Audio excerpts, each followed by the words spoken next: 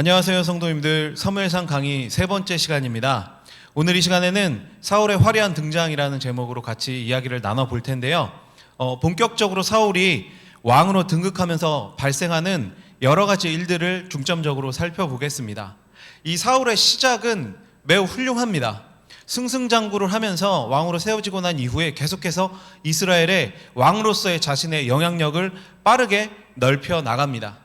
그러나 이 일을 통해서 여러 가지 사건들이 발생하게 되는데요. 오늘 이 시간에는 그런 주변에 발생했었던 일들과 또 그런 일들이 가지고 있는 영적인 의미, 사울이라는 사람이 앞으로 이제 변화되어져 가는 여러 가지 과정들을 통해서 우리가 말씀을 좀 더 깊이 있게 생각하고 또 그 말씀들을 통해서 이 사무엘상 성경이 우리에게 말하고자 하는 바는 무엇인지 함께 살펴보도록 하겠습니다. 첫 번째로는 왕의 대관식이라는 제목으로 같이 이야기를 할 텐데요. 일반적으로 우리가 생각했을 때 왕의 대관식, 왕의 즉위식, 이런 그 즉위식들은 사실은 엄청난 기쁨과 환희가 넘쳐나는 것이면서 또 어떤 일의 최종적인 결론, 완벽한 해피엔딩, 이런 식으로 우리가 많이 이야기를 나누고 있습니다. 그러나 이 왕의 대관식이 이러한 대접을 받는 것은 바로 인간으로 얻을 수 있는 모든 것을 다 얻었기 때문에 이 사람이 정말 이제는 더 이상 도달할 곳이 없다, 최종적인 목표를 완성했다라고 하는 의미로 왕으로 세워졌다라고 해도 과언이 아니기 때문에 바로 이런 모든 기쁨과 모든 환희가 함께한다라고 하는 것이 이 바로 왕의 대관식이라고 알려져 있는 것입니다. 그러나 우리가 오늘 살펴볼 이 대관식은 분위기가 좀 우리가 알고 있는 이런 일반적인 대관식과는 조금 다른 것을 볼 수 있습니다. 먼저 이 당시 지도자였던 사무엘이 백성들을 미스바로 불러 모읍니다. 다시 모든 백성들을 미스바로 불러 모으는 것이죠. 이 미스바는 앞에서도 몇 번 언급했지만 이스라엘 백성들의 연합이 있을 때 주로 사용했었던 것이고, 특별히 사무엘상 7장에서 이스라엘이 이 회개하는 기폭제가 되어졌었던, 사무엘이 모든 이스라엘 백성들의 회개를 이끌었었던 곳, 새로운 부흥의 현장으로 등장했었던 곳이 바로 미스바입니다. 그래서 우리 지금도 미스바 대성회 이런 식으로 해서 부흥성의 이름을 그렇게 붙이기도 하는 것입니다. 그런데 그곳에서 인간 왕이 세워진다라고 하는 것, 부흥의 현장에서 세상의 권력이 시작되어지는 그런 좀 아이러니, 역설이 발생하고 있는 것입니다. 성경에서는 특히 이런 아이러니적인 요소들이 많이 등장합니다. 이러한 대조를 통해서 어떤 상징성을 가진 장소나 인물, 현상, 이런 것들을 이야기하는데, 그런 것들이 사실은 아무것도 아니며 근본이 되는 것이 가장 중요하다라고 하는 사실을 부각시키고 있는 것입니다. 지난 시간에 언급했었던 산당도 비슷한 경우일 것입니다. 사무엘이 산당에서 예배를 드릴 때에는 이것이 성막이나 다른 곳과 비교해도 손색이 없을 정도로 영광스러운 예배 장소였습니다. 그러나 이곳에서 이제 우상숭배가 벌어지자 결국 우상숭배의 소굴이 되어진 수밖에 없었던 것입니다. 그래서 우상숭배하면 산당이 떠오르게 되는 것이죠. 그러나 산당이 처음부터 그런 것은 아니었다라고 하는 것입니다. 결국 중요한 것은 하나님을 향한 마음을 지키는 것이 그 어떠한 것보다 중요하다라고 하는 것을 이러한 아이러니, 역설을 통해서 보여주고 있는 것이죠. 그리고 이제 다시 본문으로 돌아와서 사무엘이 이 영광스러운 왕의 대관식을 시작하며 처음 내뱉는 말도 역시 환희를 누리는 것이 아니라 백성들을 향한 책망이었습니다. 18절, 19절 말씀을 시간 관계상 읽진 않겠지만 보면 결국 이제 중요한 것은 왕을 세우는 것보다 더 중대한 교훈이 있다라는 것입니다. 이 사무엘의 말 속에서 드러난 중요한 점을 우리가 같이 요약해서 생각해 볼 텐데, 첫 번째로는 사무엘이 이야기한 것이 이것이 하나님의 말씀이다라고 하는 것입니다. 이것은 선지자들이 전형적으로 말씀을 선포할 때 쓰는 말씀을 선포할 때 쓰는 방법이다라고 그렇게 볼 수 있습니다. 이러한 형식은 출애굽기 5장 1절에서 처음으로 등장하고 있습니다. 그리고 그 이후에도 이제 계속해서 사용되어지는데, 사무엘은 사사로서 지도자이기도 하지만 지금부터 이제 자신이 하는 말은 뭐 지도자나 사무엘 개인이 하는 말이 아니라 하나님께서 주시는 말씀을 선지자로 내가 대언할 것이다 라고 하는 것을 확실히 하면서 이 말씀을 선포하고 있는 것입니다. 그러니까 이 말씀은 어떠한 지도력, 인간적인 계산이 아니라 영적인 권위에서 나오는 말씀이다라고 하는 것을 분명히 하고 있는 것이죠. 그리고 두 번째로 강조하고 있는 것이 사무엘은 내가 이스라엘을 인도하여 내었다라고 하는 하나님의 말씀을 이야기하고 있는 것입니다. 이 이야기는 분명히 출애굽 사건을 떠올리게 합니다. 특히 택한 백성 이스라엘을 애굽에서 인도하여 낸 주체가 바로 지금 말씀을 주시는 하나님이다라고 하는 사실을 강조하고 있는 것입니다. 특히 이 말씀은 단지 출애굽 시절만을 회상시키는 그러한 이야기는 아닙니다.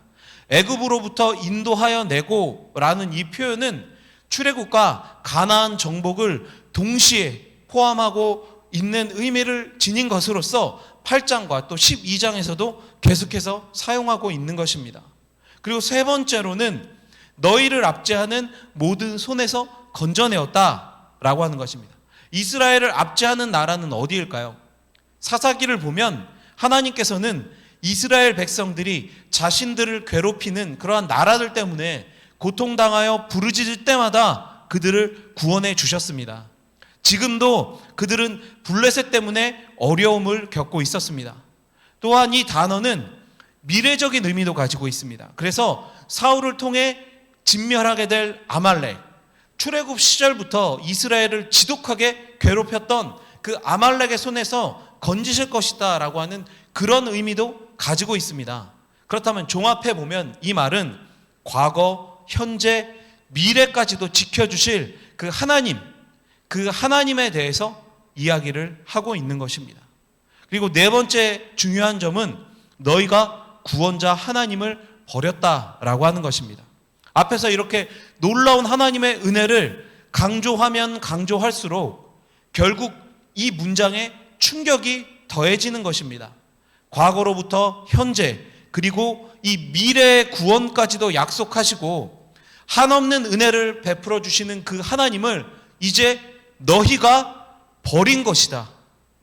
그 어떠한 핑계를 대고 어떠한 뭐 이야기를 해도 다 소용없이 이것 자체가 이미 분명한 죄악이다라고 하는 그 사실을 선포하고 있는 것입니다. 특히 이 버리고라는 뜻을 지닌 이 히브리어 메아스템이라는 이 단어는 어떤 대상을 버려진 쓰레기나 잡동사니로 여긴다라고 하는 그런 의미를 가지고 있습니다. 우리가 성경에 지금 우리가 보고 있는 성경에 번역된 버리고보다 사실 훨씬 더 충격적인 그런 의미를 지니고 있다라고 하는 것입니다. 이스라엘 백성들이 하나님을 진짜 쓸모없으며 귀찮은 그런 쓰레기 같은 존재쯤으로 여기기 때문에 그들이 하나님을 미련 없이 버렸다라고 하는 것을 확실하게 지적하고 있는 것입니다. 그리고 마지막 다섯 번째는 우리 위에 왕을 세우라라고 하는 것입니다. 뭐 이 표현이 지금 우리가 강의 세 번째 시간인데 벌써 지겨우실 분도 있으실 것입니다. 왕이 뭐라고 그들은 이렇게 계속해서 우리에게 왕을 달라 요구하고 있는 것일까요? 이스라엘을 보호하시고 인도하셨던 이 하나님의 은혜를 저버리고 왕을 요구하는 것은 매우 심각한 범죄다라고 하는 것이 사실 이 1, 2, 3, 4 이 순서를 통해서 내려오면서 이야기하고 있는 사무엘의 가장 핵심적인 논리라는 것입니다. 그런데 인간들 입장에서 보면 사실 이전에도 이게 뭐 지금 사무엘이 처음 얘기하는 게 아니라 이스라엘 사람들도 지겨울 정도로 이게 계속해서 사무엘이 지적했었던 상황인데 왜 굳이 영광스러운 이 대강신 날, 그러니까 왜 이 잔칫날 고춧가루를 팍팍 뿌리는 이런 이야기를 먼저 하느냐라고 이렇게 생각할 수도 있을 것입니다.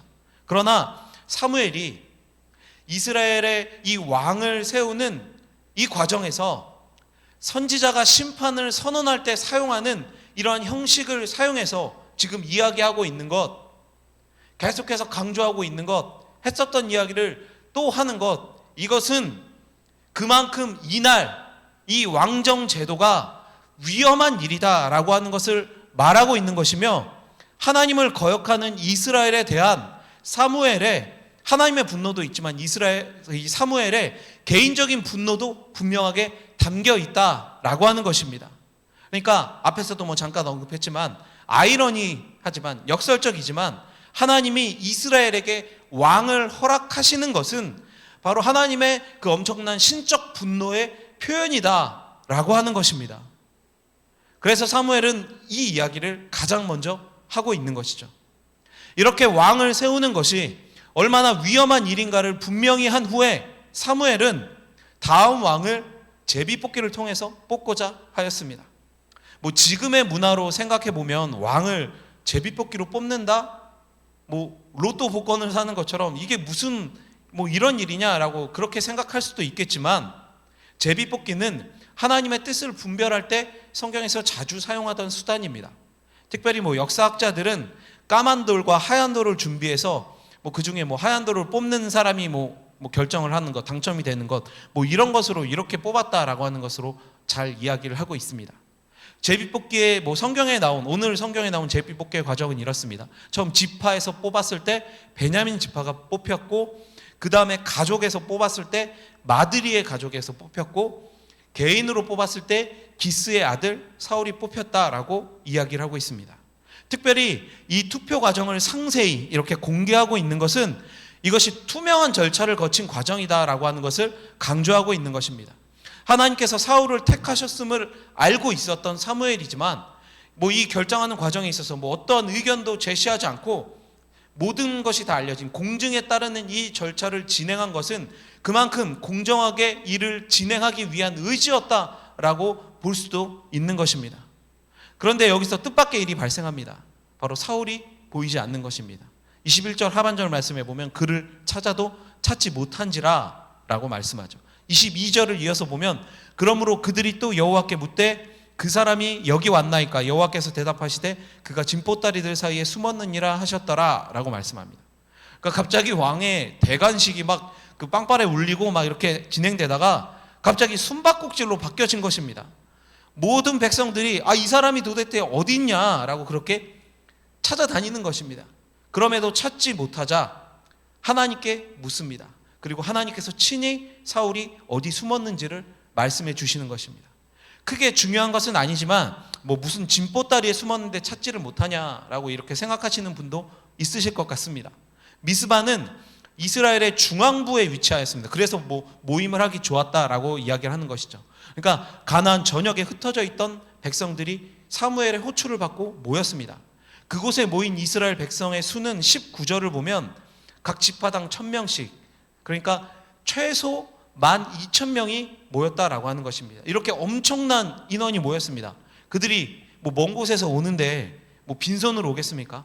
뭐 지금처럼 뭐 이렇게 그냥 맨몸으로 다 해결할 수 있는 시대도 아니고 분명히 뭐 음식이나 뭐 옷이나 여러 가지 그것들을 가지고 왔을 것입니다.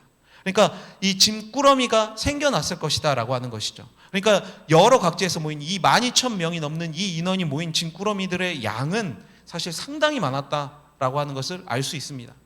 뭐 찾을 때를 대비해서 뭐 지파별로 분류를 해놨을 수도 있지만 그렇다고 해도 그러니까 상당히 많은 양의 이 쌓여 있었던 이 짐꾸러미들 사이에 사울이 숨었기 때문에 모든 백성들이 찾았지만 찾지 못하고 결국 하나님께 물었다라고 그렇게 볼 수 있는 것입니다. 그리고 사울이 여기서 왜 숨었는가에 대해서 뭐 긍정적인 측면과 부정적인 측면의 해석이 있는데요. 먼저 긍정적인 측면으로는 사울이 사무엘이 왕이 될 것이다 라고 말했을 때 보였었던 반응처럼 겸손한 모습을 보인 것이다 라고 그렇게 보는 것이고, 부정적인 측면으로는 이 사무엘서의 성경 저자가 그가 왕이 될 만한 인물이 되지 못한다라고 하는 암시를 보여준 것으로 보기도 하는 것입니다. 그러나 어쨌든 부족하다라고 생각했던 자신과 백성들의 반응은 완전히 달랐습니다. 24절에서 모든 백성이 이 왕의 만세, 그러니까 쉽게 표현하면 임금님 만세 뭐 이렇게 외쳤다라고 하는 것입니다. 그러나 저는 이 24절보다 23절을 더 주목해서 보아야 한다라고 생각합니다. 23절 말씀을 보면 그들이 달려가서 거기서 그를 데려오매 그가 백성 중에 선이 다른 사람보다 어깨 위만큼 컸더라. 사울이 이스라엘 백성들 중에서 가장 큰 사람이었다라고 해도 과언은 아닙니다. 그러니까 사실 이스라엘 백성들이 요구한 왕은 이방 국가들로부터 자신들을 지켜줄, 그러니까 탁월한 군사적인 능력을 갖춘 사람, 다시 얘기하면 그 왕 개인으로서는 모든 백성들보다 우월한 어떤 신체적인 조건을 가진 사람이었다라고 하는 것입니다. 그래서 백성들이 딱 보자마자 이 사람이다 라고 그렇게 느낀 것입니다. 특별히 9장 2절에서 나왔었던 이 조건, 사울이 어깨 위만큼 컸다라고 하는 이 조건이 이제 왕의 대관식에서도 똑같이 같은 표현으로 그대로 등장하고 있는 것은 이 기준이 결국 결정하는데 큰 영향을 줬다라고 하는 의미를 이야기하고 있는 것입니다. 그러나 이런 드러나는 문제에도 불구하고 한 가지 그 명확한 사실은 24절에서 나타나는 것처럼 사울도 여호와의 택하심을 받은 자다라고 하는 것입니다. 지난주에도 잠깐 언급했었지만 택하심을 받았다라고 하는 것은 언약적 관계의 바탕에서 해석할 수 있는 것으로 언약의 준수와 또 언약의 순종이 전제가 될 때 이 선택은 영원할 수 있다라고 하는 것입니다. 그러니까 사울이 처음부터 버려질 운명이 아니라 그에게도 분명한 기회, 이 하나님의 이 택하심 안에 영원히 축복받으며 거할 수 있는 기회들이 분명히 있었다라고 하는 것입니다. 좀 더 쉽게 말하자면 백성들의 요구에 의해서 비록 왕으로 세워지는 그런 것이지만 언약적 관점에서 이스라엘의 왕은 하나님의 대리자에 불과한 존재로서 결국 하나님의 말씀에 전적으로 순종해야 했으나, 순종했으면 하나님께 계속해서 축복을 받고 은혜를 누렸겠지만 사울이 그렇게 하지 않았기 때문에 결국 이 언약의 근거에서 하나님께 버림을 받게 되어졌다라고 하는 것을 이야기하고 있는 것입니다. 이렇게 참 이상한 대관식이 끝납니다. 축복이 아니라 경고의 말씀으로 시작되고 왕으로 세워지는 자는 숨어 있고 하나님의 백성들이 그분의 속성과 전혀 관련 없는 외적인 조건에 열광하면서 왕을 맞이하며 이렇게 끝이 나고 있는 것입니다. 그리고 이 불협화음은 사울과 이스라엘의 미래를 암시하는 듯한 느낌을 지울 수가 없는 것은 그 이후의 이야기들을 알고 있는 우리에게 분명한 사실일 것입니다. 어쨌든 사무엘이 이제 세워지는 나라의 제도에 대해서 설명하고 백성들을 돌려보내면서 이 대관식이 마쳐집니다. 그러나 모든 사람들이 사울을 환영한 것은 아닙니다. 일부 불량배들을 중심으로 사울의 지도력에 대해 제동을 걸었습니다. 그렇기 때문에 대관식이 거행되지만 이것은 그냥 임명식이고 취임식은 이제 다시 진행해야 한다라고 보는 것이 일반적인 견해입니다. 또한 왕의 임명식이 끝난 후에도 사무엘은 이스라엘의 권위자로 자리를 지키고 있고 사울이 왕이 되어서 막 관료를 임명하고 자신의 나라를 설계하고 계획하는 것이 아니라 자신의 본래의 위치 고향으로 돌아갔다라고 하는 것이 26절을 통해서도 나타나고 있는 것입니다. 다시 말하면 사울이 온 이스라엘의 왕이 되기 위해서는 뭔가 결정적인 계기가 되는 사건이 필요하다라고 하는 것을 암시하면서 그렇게 1차적으로 이 본문이 마무리가 되어지고 있다라고 그렇게 볼 수 있는 것입니다. 그리고 그 계기가 되어지는 것이 이제 두 번째로 우리가 살펴볼 암몬과의 전쟁이 되는 것이죠. 그러니까 막상 왕은 뽑았는데 사람들은 왕에 대한 개념이 없고 일부는 오히려 반대하는 것이 현재의 상황입니다. 그때 암몬 왕 나하스가 이스라엘의 한 지역인 길랏 야베스로 쳐들어오는 사건이 발생합니다. 뭔가 좀 타이밍이 기가 막힌 것 같지 않으십니까? 이것은 왕정 시대의 본격적인 시작을 알리기 위한 하나님의 섭리 안에서 벌어진 전쟁인 것입니다.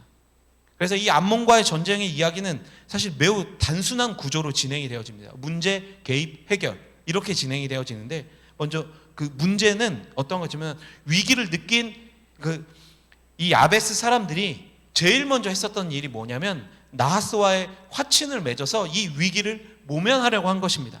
그런데 나하스가 이렇게 이야기를 합니다.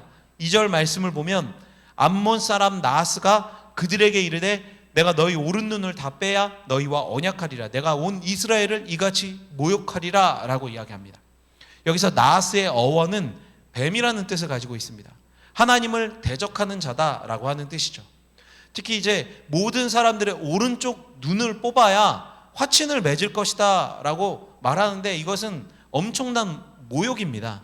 역사자 요세푸스는 이 말씀을 이렇게 해석했습니다. 당시 일반적인 군사들이 들고 있는 방패는 왼손에 들고 있습니다. 이렇게 방패를 왼손에 들어서 이 방패가 크기 때문에 이 방패가 이렇게 자연스럽게 왼쪽 눈을 가리게 된다라고 하는 것이죠.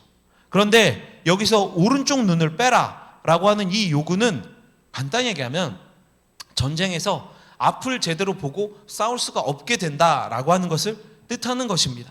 다시 말하면 전쟁을 할 수 없는 상태가 되니까 이제 내 부하가 내 종이 되어서 영원히 반역은 꿈도 꾸지 말고 그냥 한쪽 눈으로 할 수 있는 농사나 지으면서 살아가라. 그러니까 영원한 종이 될 것을 맹세해라 라고 하는 그런 정말 참담한 요구인 것이죠.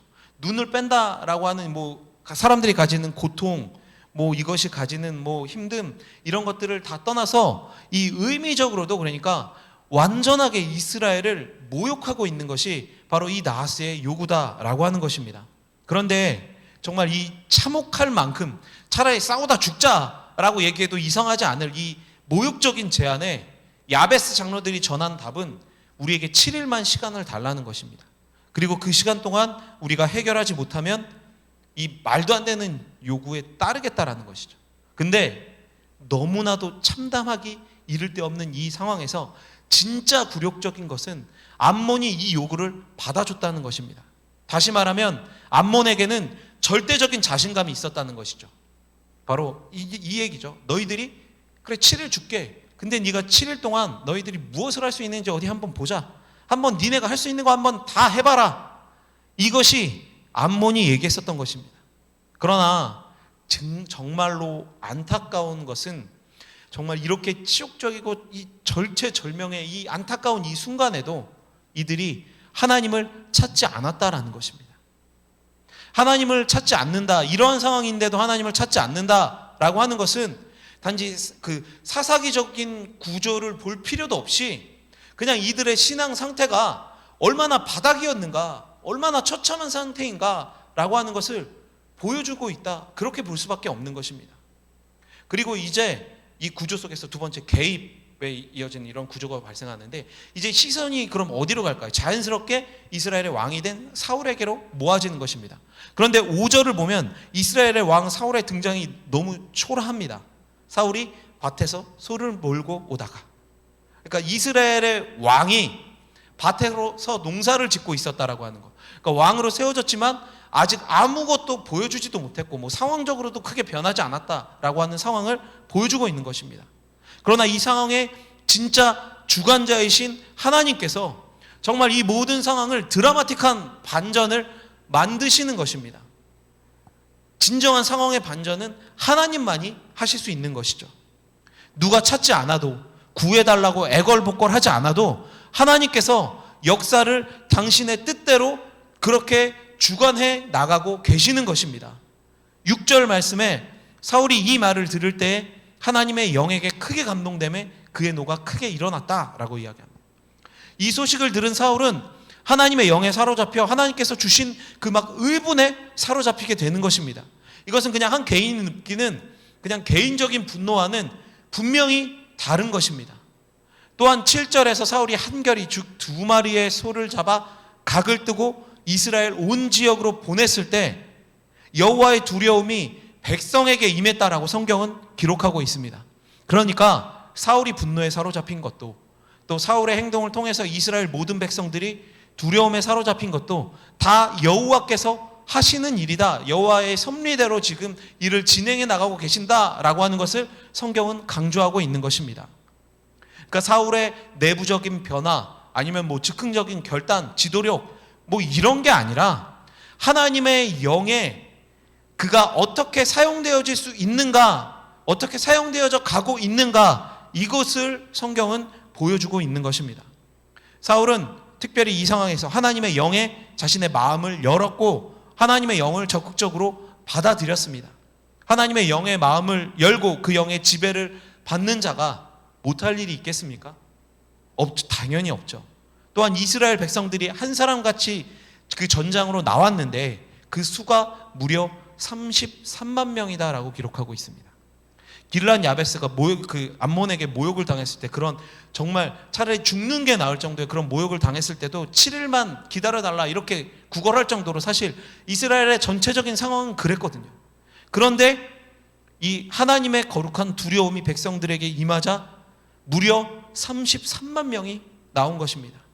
그러니까 하나님의 큰 두려움이 임했지만, 먼저는 이 큰 군대가 징병될 수 있었던 것은 사실 이스라엘이 자신들을 방어할 기본적인 능력은 가지고 있었지만 말 그대로 오합지졸, 그러니까 마음을 한데 모으지 못했다라고 하는 것을 이야기하는 것입니다. 그들을 모을 수 있는 리더도 없었다는 것, 그것도 이야기하고 있는 것이죠. 그렇다면 반대로 이런 질문을 드리고 싶습니다. 사울이 좋은 리더입니까? 사울이 좋은 리더여서 지금 백성들이 이렇게 한 번에 33만 명이 모인 것입니까? 아니죠. 리더십은 결국 우리가 리더십 많이 얘기하지만 결국 리더십, 특히 영적인 리더십은 무조건 하나님께로부터 나오는 것입니다. 내가 그 어떤 것을 치장한다고 하더라도, 내가 얼마나 거룩한 척을 하고 내가 11조를 얼마를 하고 내가 얼마나 교회에서 살고 이런 것으로 인해서 영적인 리더십은 나오는 것이 아니라, 영적인 리더십은 하나님께로부터만 기인한다라고 하는 것이 성경이 우리에게 이야기해주고 있는 분명한 사실인 것입니다. 그리고 성경 저자는 이 하나님의 일하심을 계속해서 강조하고 있습니다. 그리고 그 좋은 도구로 사울 왕이 사용되는 것, 하나님의 영을 받아들이고 하나님의 마음을 받아들여서 그 하나님의 일을 하는 것이 가장 이상적인 구조다, 이것이 바로 가장 이상적인 왕의 역할이다 라고 하는 것을 이야기하고 있는 것입니다. 특히 성경 저자는 여러분들이 읽으시면서 좀 눈치를 채신 분들도 있고 앞으로 계속 우리가 보면서 이야기를 또 나누겠지만, 이 사울이라는 인물의 행적에 대해서 사실 계속해서 부정적인 시각으로 바라보고 있습니다. 사무엘서의 저자가 누구인지는 정확하게 알려져 있지는 않지만 그것은 사울의 이 실패를 너무나도 잘 알고 있기 때문에 그를 부정적인 시각으로 보고 있다라고 생각할 수 있을 것입니다. 그러나 의도적으로 사울을 매도한다, 사울의 모든 것을 다 부정한다, 그렇게까지는 볼 수 없습니다. 결국 저자가 강조하는 것은 무엇이냐면 하나님의 일하심, 하나님의 주권, 그것을 계속해서 강조하고 있기 때문인 것이죠. 결국 누가 개입한 것이죠? 사울이 개입한 게 아니라 하나님이 개입하신 것이죠. 그렇다면 해결은 얼마나 명확하고 단순할까요? 전쟁은 굉장히 간단하게 기록되어져 있습니다. 사울은 먼저 길랏 야베스에 사람을 보내서 두 가지의 정보를 제공합니다. 첫 번째는 이스라엘의 군대가 나하스 군대와 싸워 그들을 구원하기 위해 출동했다라고 하는 것이고, 두 번째는 바로 그 시기가 내일 해가 더울 때, 즉 정오쯤에 도착할 것이다 라고 하는 것입니다. 이에 야베스 사람들은 이스라엘 군대를 돕기 위해 암몬 사람들에게 내일 너희에게 나아가 오른쪽 눈을 우리가 다 뽑겠다, 너희가 좋을 대로 해라 라고 하는 메시지를 전합니다. 이것은 이스라엘 군대가 출동한 사실을 알 리 없는 그 나하스의 군대를 안심시키기 위한 계략이었던 것이죠. 전쟁은 이스라엘의 대승으로 끝납니다. 세 방면으로 군사를 나눠서 그 암몬 군사들이 잠든 새벽에 공격을 시작합니다. 전쟁이라고 말하기에도 이제 좀 뭐한 일방적인 이스라엘의 승리, 사륙이 발생하는 것이죠. 그리고 이 사륙이 정오까지 이어졌는데 암몬 사람 중에 두 사람도 같이 도망가지 못하고 다 죽거나 뿔뿔이 흩어졌다라고 이 성경은 그렇게 기록하고 있습니다. 이렇게 결과적으로 어쨌든 이런 드라마틱한 승리를 경험했습니다. 이제 그렇다면 다음 수순은 무엇일까요? 이제 진짜 왕이 되는 것입니다. 암몬과의 전쟁에서 승리한 이스라엘이 흥분했습니다. 백성들의 말이 기록되진 않았지만 그들의 말은 뻔합니다. 이것이죠. 우리는 이런 왕을 원했다. 이 사람이 바로 우리가 원한 왕이다 라고 하는 것입니다. 단번에 사울을 인정해 버리는 것이죠. 그래서 사울에게 반대했었던 자들, 그러한 자들을 그런 자들이 누굽니까? 우리가 찾아내서 죽이겠다라고 하는 아첨하는, 잘 보이기 위한 그런 발언까지도 서스럼없이 이제 다 하고 있는 것입니다. 그러니까 한마디로 모두가 다 사울을 인정하게 되어졌다라고 하는 것이죠. 근데 이때 사울이 또 굉장히 멋있게 이야기합니다. 13절에 사울이 이르되 이 날에는 사람을 죽이지 못하리니 여호와께서 오늘 이스라엘 중에 구원을 베푸셨습니다. 그러니까 사울의 이 말은 이 전쟁이 자신의 능력이나 어떤 전략에 의한 승리가 아니라 하나님의 은혜에 기인한 것이기 때문에 우리가 결국 이 모든 영광을 다 하나님께 돌려야 한다라고 하는 그런 의미를 가지고 있는 것입니다. 그러나 참 안타까운 것은 사울의 이 멋진 말이 나타난 이 암몬과의 전쟁 외에 그 외의 모든 전쟁에서 사울은 하나님께 영광을 돌린 것이 아니라 언제나 자신의 의를 드러내게 됩니다. 결국 사울은 여기까지였다라는 것입니다. 백성들의 정말 태어나서 한 번도 경험해보지 못한 그런 환호, 그런 인정, 이런 것들을 한 번에 받게 되고 이 환호에 취해서 결국 사울은 교만의 길로 나아가게 되어진 것입니다. 하나님께 돌아올 여러 번의 기회가 있었지만 결국 이 교만의 길, 이 사람들의 환호를 받는 이 길을 놓고 싶지 않았기 때문에, 놓을 수가 없었기 때문에 결국엔 최종적으로 하나님께 버림받는 인생이 되어진 것이죠. 이후에도 다음 시간에는 특별히 더 많이 나오겠지만 이 사울이 얼마나 사람들을 의식하고 그런 사람들이 주는 환호에 집착했는지 우리는 잘 알게 될 것입니다. 그리고 거기서 사울의 실패의 근본적인 원인을 발견하게 될 것이죠. 아무튼 이 암몬과의 전쟁에서 핵심적으로 말하는 그 책무가 무엇입니까? 왕의 책무. 그것은 백성들을 구원하는 것입니다. 그리고 모든 영광은 하나님께 돌리는 것이죠. 그러나 그 영광을 가로채 자기의 것으로 가지려고 했었던 그것이 바로 사울의 인생이 삐걱거리게 된 시작이었다라고 하는 것을 우리는 이 사건을 통해서 분명히 기억하고 넘어가야 할 것입니다. 그리고 이제 사무엘이 길갈로 백성들을 모읍니다. 왕의 임직식이 아니라 이제 왕의 취임식을 진행하기 위해서죠. 특별히 이 길갈은 여호수아가 가나안 땅을 정복할 때 처음으로 예배를 드리고 백성들에게 할례를 행했던 곳으로 수치가 굴러간다라고 하는 뜻을 지니고 있는 그러한 곳입니다. 이곳에서 왕이 된다라고 하는 것은 두 가지 의미가 있습니다. 첫 번째로는 오랜 노예 생활과 광야의 방향을 끝내고 이스라엘이 새로운 나라로 탄생한 것처럼 사울의 통치 아래 이스라엘의 새로운 출발을 기대하는 것입니다. 그리고 두 번째는 여호수아가 길갈에서 확인했었던 것이 바로 하나님의 왕권이었습니다. 그렇다면 비록 사울이 이제 이스라엘의 왕으로 군림하지만 그는 하나님의 왕권을 대행해야 한다. 그것을 마음에 깊이 새겨야 한다. 왜 이곳에서 하는지 그 의미를 분명하게 기억해야 한다라고 하는 것을 암시하고 있는 것입니다. 그래서 학자들 중에서 이 사무엘이 사람들의 환호성과 사울의 모습 속에서 우리가 요즘 흔히 얘기하는 촉이라고 할까요? 안 좋은 촉이 발동한 것으로 이야기합니다. 어떤 것이냐면 불안한 조짐. 뭔가 좀 방향이 이게 아닌데? 이렇게 가면 안 되는데? 라고 하는 것을 느끼지 않았는가? 라고 그렇게 보기도 하는 것입니다. 그래서 이스라엘이 가장 깊은 의미를 깨달을 수 있는 가장 상징성이 큰 곳에서 왕의 취임식을 거행하고 있다. 그렇게 보고 있는 것이죠. 그러나 우리 많이 얘기하죠. 왜 슬픈 예감은 들린 적이 없나? 이 불안한 예감은 틀리지 않는다라는 말처럼 결국 나라는 사람 중심으로 향해 나아가고 있습니다. 그래서 이 길갈에서의 취임식은 한마디로 요약하면 하나님 앞으로 나아가자라고 이야기를 할 수 있는 것이죠. 그리고 이렇게 취임식 끝난 후에 이제 정말로 사무엘의 지도자로서의 역할이 끝납니다. 그가 이제 마지막으로 고별 강연, 고별 설교라고 이야기할 수 있겠죠. 그것을 이제 이야기하면서 본격적인 사무엘의 시대가 막을 내리게 되는 것이죠. 그러나 우리가 기억해야 할 것은 이후에도 사무엘은 선지자의 역할은 계속해서 감당했다라는 것입니다. 그러나 정치적으로는 더 이상 관여하지 않았던 것이죠.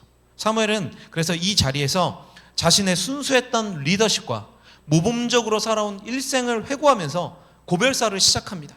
마치 여호수아의 모습처럼, 여호수아의 고별 설교처럼 사무엘도 그렇게 마지막으로 연성을 진행하고 있는 것입니다. 이 설교 구조는 이렇게 되어져 있습니다. 옆에 지금 이제 보이시는 것처럼 사무엘의 회고, 그리고 이스라엘의 공의, 이스라엘의 죄와 하나님의 은혜, 여호와의 경고, 사무엘의 권면, 이런 방식으로 진행되어지고 있는데, 제가 특별히 이렇게 색깔을 맞춘 것은 이 두 개가 이런 식으로 그 구조를 이루고 있다라고 하는 것입니다. 두 개가 서로 이어져 있고 그 가운데에 들어가는 것이 그 의미적으로 해서 이런 구조를 통해서 무엇을 강조하고 있는지를 더 명확하게 이야기를 하고 있다, 그렇게 이제 볼 수 있는데, 좀 더 구체적으로 이런 구조 속에서 살펴보면 첫 번째로 사무엘의 회고가 등장하고 있는데, 사무엘은 먼저 11장 3절에서 자신의 청렴함을 강력하게 주장합니다. 특히 이런 고백이 두 증인에 대한 언급으로 뒷받침되어지고 있다는 것입니다.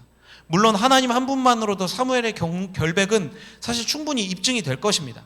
그러나 율법에 따라서 두 증인을 내세우고 있는데, 이 안에서 또한 그 기름 부음 받은 자를 언급하는 것은, 그러니까 옛 체제와 새로운 체제를 사무엘이 의도적으로 연결시키고자 하는 그런 의미를 가지고 지금 이렇게 이야기를 하고 있다라고 볼 수 있는 것입니다.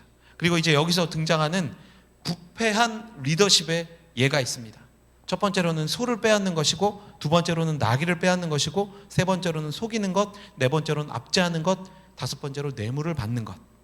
그러니까 사무엘이 백성들한테 이 얘기를 하는 거죠. 내가 언제 이런 적이 있느냐? 반대로 얘기하면 나는 청렴한 리더십을 가지고 너희를 다스렸다라고 하는 것입니다.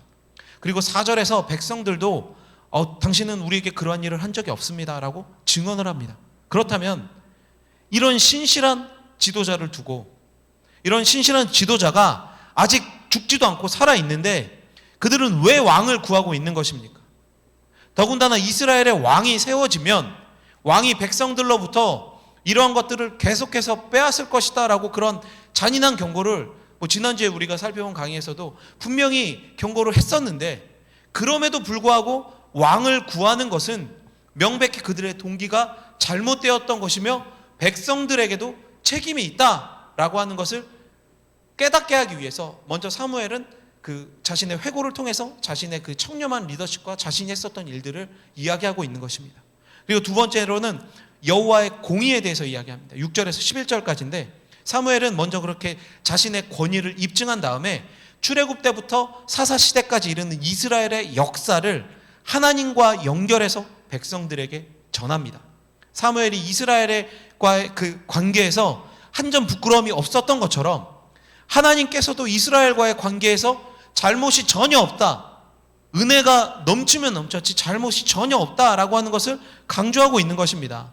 특별히 사사시대에 대해서 지금 계속해서 이야기하고 있는 것은 이 시대를 지나는 동안 이스라엘이 하나님께 끊임없이 반역했고, 그 반역한 이스라엘을 하나님께서 일시적으로 이방인들의 손에 넘겨주었지만 그들이 하나님 잘못했습니다, 하나님 구해주세요라고 외쳤을 때 한 번도 빠짐없이 그들을 구해주셨다라고 하는 이 사실을 강조하기 위한 것이기도 한 것이죠. 그렇다면 이제 방향이 어디로 가겠습니까? 자연스럽게 이스라엘의 죄로 넘어가게 되는 것이죠. 이스라엘의 죄와 하나님의 은혜에 대해서 12절에서 15절까지 이야기하고 있는데, 하나님께서는 암몬과의 전쟁에서도 이 부분을 지적하셨습니다. 저도 하나님을 찾지 않았다라고 이야기했죠. 암몬과의 전쟁을 앞두고 그 길앗 야베스 장로들이 하나님을 찾지 않았다라고 이야기했었습니다. 이스라엘이 부르짖음과 구원이라고 하는 아주 그 사사기부터 이어지는 그 중요한 공식을 가지고 있었음에도 하나님을 찾지 않고 굳이 왕을 요구한 것이 이스라엘의 죄다라고 하는 사실은 또다시 분명하게 이야기를 하고 있는 것입니다.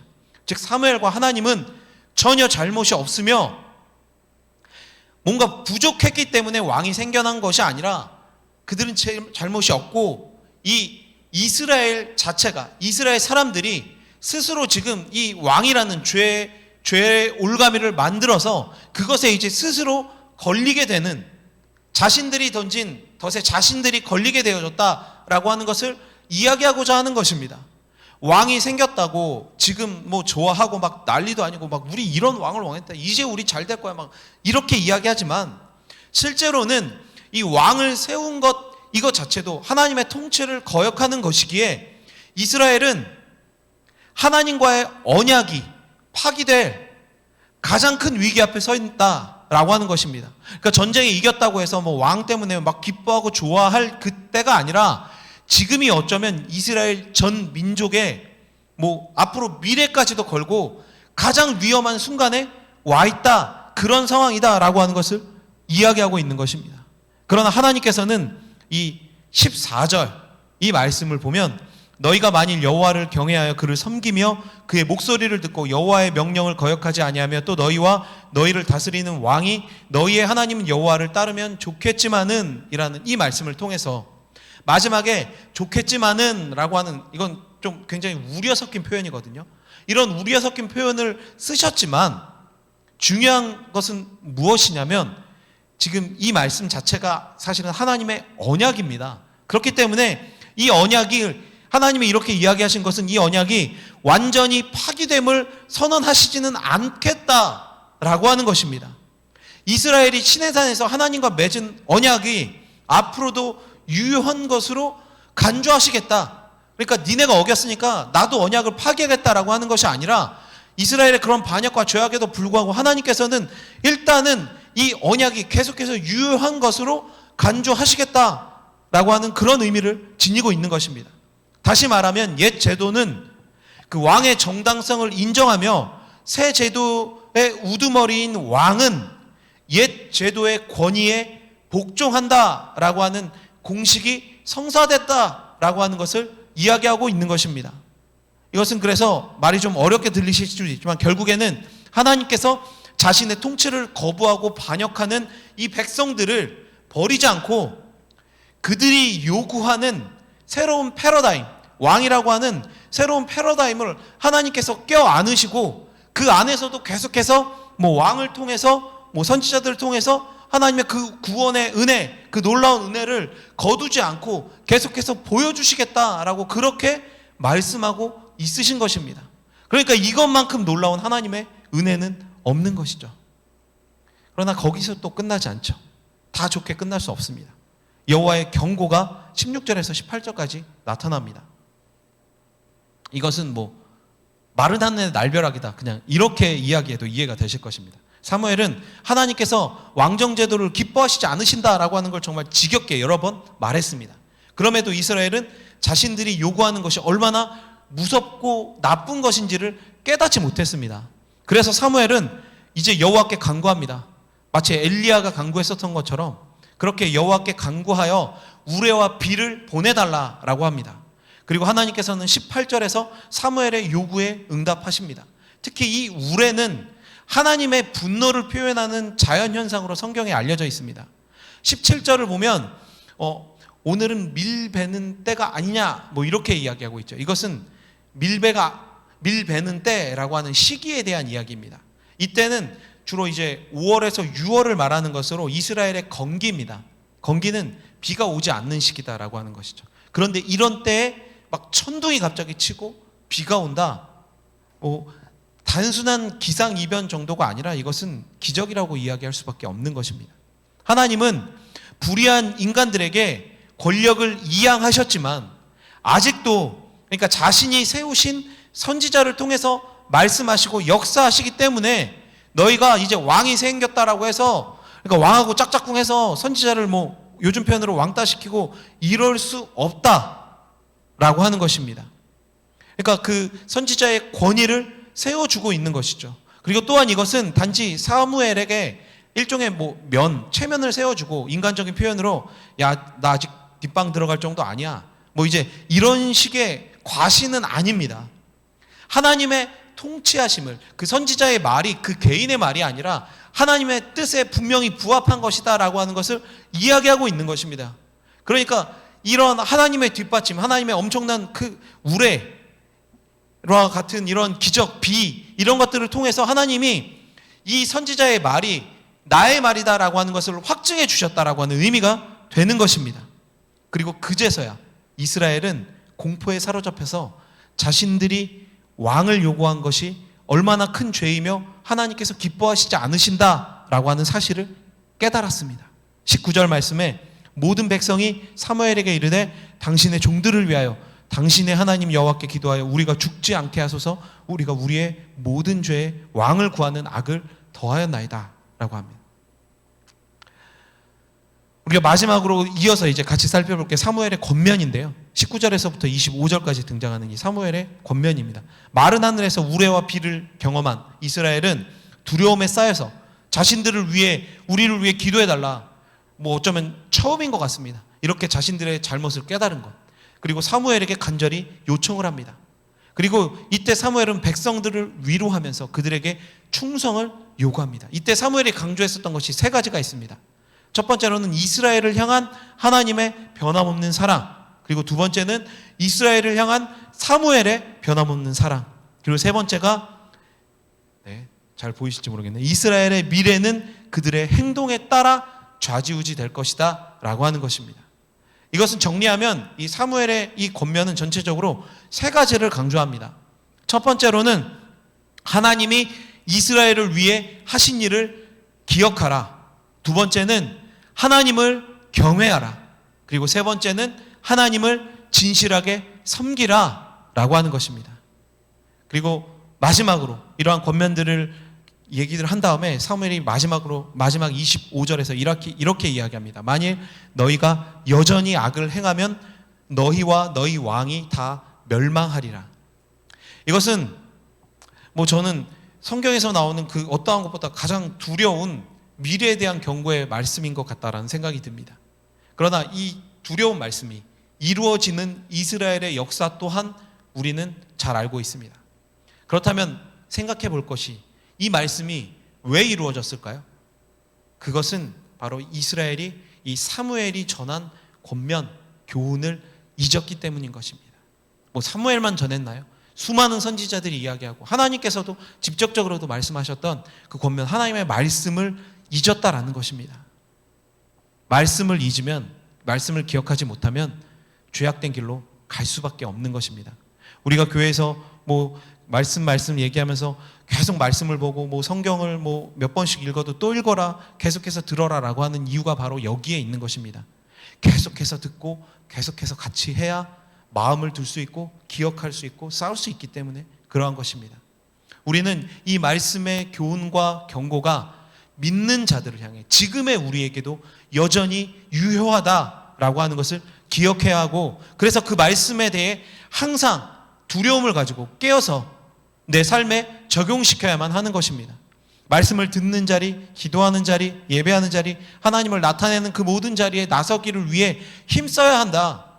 그것이 우리가 뭐 좀 표현이 좀 저속할 수 있지만 살기 위한 길이다. 이거 안 하면 죽는다 라고 하는 것이 결국 성경이 우리에게 주는 강력한 경고라는 것입니다. 다시 말씀드리지만 사울이라는 인물의 삶이 바로 이것을 증명하고 있습니다. 말씀과 은혜를 계속해서 기억하고 내 삶이 그 말씀 앞에 깨어있지 못하면 결국 우리 또한 세상의 아들, 세상의 딸들이 되어서 실패한 신앙인의 모습으로 남게 될지도 모르는 것입니다. 그리고 뭐 그 이후에 우리가 처하게 될 운명에 대해서는 제가 감히 말씀드리지 않아도 모두가 다 두려워하고 알게 되실 것입니다. 마음이 분주하고 또 연말되고 또 코로나로 인해서 여러 가지로 힘든 이 상황 속에 있지만 우리는 그럼에도 불구하고 시선을 다른 곳으로 두는 것이 아니라 하나님께로 향하고 하나님께 시선을 두고 좀 더 지금 내 자리에서, 지금 내가 처한 환경에서 하나님을 내가 어떻게 하면 더 기쁘시게 할까? 무엇이 하나님이 원하시는 일이고 무엇이 말씀이 나에게, 우리에게 명령하는 것일까? 그것에 대해서 좀 더 고민하는 시간을 가지시면 좋을 것 같습니다. 그리고 좀 더 하나님을 기쁘시게 하는 일을 찾아서 그 일을 행해 나가시면서 그렇게 또 한 주간을 보내시면 좋을 것 같습니다. 강의는 여기서 마치도록 하겠습니다. 다음 시간에는 이제 그 사울과 관련된 전쟁에 관해서 이야기를 하면서 정말 그의 처절한 실패, 그의 안타까운 타락, 이러한 부분들에 대해서 우리가 같이 또 이야기를 나눠보도록 하겠습니다. 오늘도 대단히 수고 많으셨습니다. 한 주간 또 평안한 그런 한 주간 보내시기를 바랍니다.